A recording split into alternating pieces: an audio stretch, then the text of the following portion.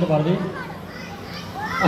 আর সর্বোপরি আমি বলতে চাই আমাদের নরেন্দ্রনাথ ম্যাডামের সাফল্যে আমার মেয়ে আজ এই জায়গায় পৌঁছেছে।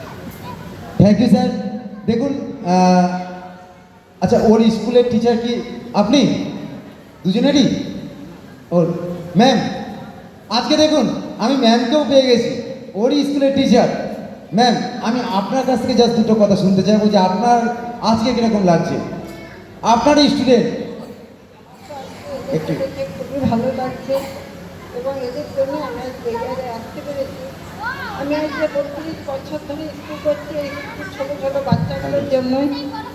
এই বাচ্চাগুলোর জন্য আমি কিন্তু স্কুলটাকে বাঁচিয়ে রেখেছি এবং এদের সঙ্গে আমি নিজে মানে ছাত্রছাত্রী বলে কোনোদিন ভাবিনি।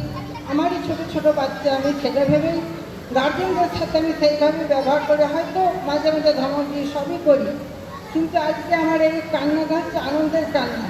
আজকে আমার এত খুশি লাগছে, যেটা বলে বোঝাতে পারবো না আপনাদের। Thank you ma'am, thank you so much.